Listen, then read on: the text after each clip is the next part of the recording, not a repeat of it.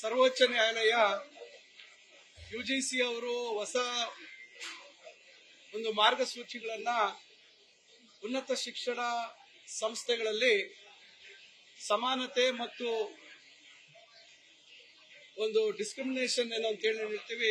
ಈಗ ಒಂದು discrimination and equality in the higher education institutions ಅಂತಕ್ಕಂಥ ವಿಚಾರದಲ್ಲಿ ಏನು ಮಾರ್ಗಸೂಚಿಗಳನ್ನು ತಂದಿದ್ರು, ಆ ಒಂದು ವಿಚಾರವಾಗಿ ದೇಶದಲ್ಲಿ ಬಹಳಷ್ಟು ಕಡೆ ಹಲವಾರು ಸಂಘಟನೆಗಳು ಪ್ರತಿಭಟನೆಯನ್ನ ಮಾಡಿದ್ರು ಮತ್ತು ಸರ್ವೋಚ್ಚ ನ್ಯಾಯಾಲಯದ ಮುಂದೆ ಹೋಗಿರ್ತಕ್ಕಂಥದಕ್ಕೆ ಇವತ್ತು ಅವರು ತಡೆಯನ್ನ ಕೊಟ್ಟಿದ್ದಾರೆ. ಮುಂದಿನ ಒಂದು ತಾರೀಖನ್ನ ಅವರು ನಿಗದಿ ಮಾಡಿದ್ದಾರೆ. ಮುಂದೆ ಅದರ ಬಗ್ಗೆ ಮತ್ತೊಮ್ಮೆ ಅದನ್ನ ತೆಗೆದುಕೊಳ್ತಕ್ಕಂಥದ್ದು. ಇದು ಬಹುಶಃ ಒಂದು ಆತುರವಾಗಿ ತೆಗೆದುಕೊಂಡಿರ್ತಕ್ಕಂಥ ಒಂದು ತೀರ್ಮಾನ ಅಂತ ನಾನು ಹೇಳಲಿಕ್ಕೆ ಬಯಸ್ತೇನೆ.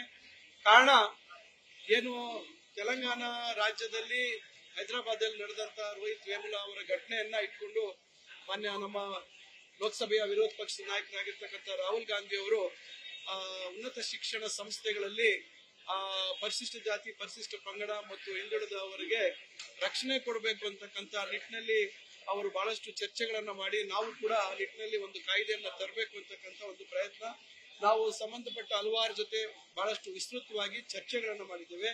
ಇದು ಒಂದು ವರ್ಗದ ಜನರ ಒಂದು ಆತ್ಮಸ್ಥೈರ್ಯವನ್ನ ಹೆಚ್ಚು ಮಾಡುವಂತದ್ರ ಜೊತೆಗೆ ಉನ್ನತ ಶಿಕ್ಷಣ ಸಂಸ್ಥೆಗಳಲ್ಲಿ ಅವ್ರಿಗೆ ಆಗ್ತಾ ಇರ್ತಕ್ಕಂಥ ತೊಂದರೆಗಳನ್ನ ರಕ್ಷಣೆ ಮಾಡೋದ್ರ ಜೊತೆಗೆ ಬೇರೆ ಒಂದು ಬೇರೆ ಇತರೆ ವರ್ಗದ ಜನರ ಒಂದು ಜನರಿಗೆ ತೊಂದರೆ ಆಗದ ರೀತಿಯಲ್ಲಿ ಅಲ್ಲಿ ಒಂದು ಉತ್ತಮ ವಾತಾವರಣ ಸೃಷ್ಟಿ ಮಾಡಬೇಕು ಅಂತಕ್ಕಂಥ ಉದ್ದೇಶದಲ್ಲಿ ನಾವು ಹಲವಾರು ಚರ್ಚೆಗಳನ್ನ ಮಾಡಿ ಆ ಕಾಯ್ದೆಗೆ ಅಂತಿಮ ರೂಪವನ್ನ ಕೊಡ್ತಕ್ಕಂಥ ಒಂದು ಪ್ರಯತ್ನ ಮಾಡ್ತಾ ಇದ್ದೀವಿ. ಇದ್ರ ಮಧ್ಯೆ ಯುಜಿಸಿ ಅವರು ನಾವು ಇದಕ್ಕೆ ಮುಂಚಿತವಾಗಿ ಇದೇನೋ ನಾವೊಂದು ಮಾರ್ಗಸೂಚಿಗಳನ್ನ ತರ್ತೀವಿ ಅಂತಕ್ಕಂಥ ಒಂದು ಆತುರದ ನಿರ್ಧಾರವನ್ನ ಮಾಡಿದಕ್ಕೆ ಬಹುಶಃ ಇವತ್ತು ಸುಪ್ರೀಂ ಕೋರ್ಟ್ ಅವರು ಅದಕ್ಕೆ ತಡೆಯಾಜ್ಞೆಯನ್ನ ನೀಡಿದ್ದಾರೆ.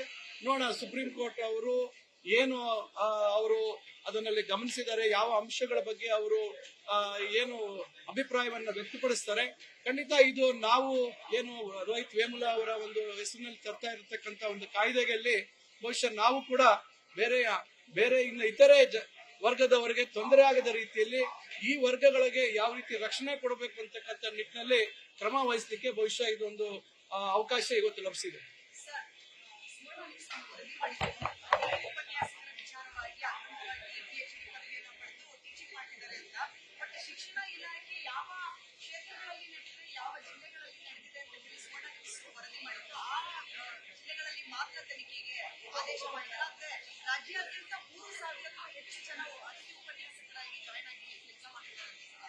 ನೋಡಿ, ಈಗ ಎಲ್ಲಿ ನಮಗೆ ಇವತ್ತು ದೂರು ಬಂದಿದೆ ಅಲ್ಲಿಗ ಪ್ರಾಥಮಿಕವಾಗಿ ಮಾಹಿತಿಯನ್ನ ಸಂಗ್ರಹಣೆ ಮಾಡುವಂತದ್ದು ಮಾಡ್ತಾ ಇದೀವಿ. ನಂತರ ಇಡೀ ರಾಜ್ಯದ ಎಲ್ಲಾ ಕಡೆ ಯಾರ್ಯಾರು ಆ ರೀತಿಯಾಗಿ ನಕಲಿ ಏನು PhD ಪದವಿಗಳನ್ನ ಪಡ್ಕೊಂಡಿದೀವಿ ಅಂತಕ್ಕಂಥ ಮಾಹಿತಿಯನ್ನ ಇವತ್ತು ಏನು ನಮಗೆ ಲಭ್ಯ ಆದ ಪಕ್ಷದಲ್ಲಿ ಖಂಡಿತ ಇಡೀ ನಮ್ಮ ಈ ಒಂದು ಶಿಕ್ಷಣ ವ್ಯವಸ್ಥೆಯಲ್ಲಿ ಗುಣಮಟ್ಟ ಕಾಪಾಡಿಕೊಳ್ತಕ್ಕಂಥ ನಿಟ್ಟಿನಲ್ಲಿ ಈ ರೀತಿ ವಂಚನೆ ಮಾಡುವಂತವನ್ನ ಬಯಲಿಗೆಳಿತಕ್ಕಂಥದಕ್ಕೆ ನಾವು ಬದ್ಧವಾಗಿದ್ದೀವಿ. ಯಾವುದೇ ಕಾರಣಕ್ಕೂ ಯಾರು ಇವತ್ತು ಹೊರ ರಾಜ್ಯಗಳ ಕೆಲವು ನಕಲಿ ವಿಶ್ವವಿದ್ಯಾಲಯಗಳು ಅಲ್ಲಿ ಏನು ಅವರು ಒಂದು ಏನು ಕೆಲವು ಕಾರಣಾಂತರಗಳಿಂದ ಅವರು ಏನು ಇವತ್ತು 5 ಲಕ್ಷ 6 ಲಕ್ಷ ಅಂತ ಹೇಳಿ ಇವತ್ತು ಎಲ್ಲರೂ ಹೇಳ್ತಾ ಇದ್ದಾರೆ. ಏನು ಖರೀದಿ ಮಾಡ್ಕೊಂಡು ಬಂದಿರತಕ್ಕಂಥ PhD ಪದವಿಗಳಿಗೆ ಖಂಡಿತ ಕಡಿವಾಣ ಆಗ್ತಕ್ಕಂಥ ಕೆಲಸವನ್ನ ಮಾಡ್ತೀವಿ. ನ್ಯೂಸ್ ಫಸ್ಟ್ ನಿರ್ಭೀತಿಯಿಂದ ನಿಮ್ಮ ಪರವಾಗಿ.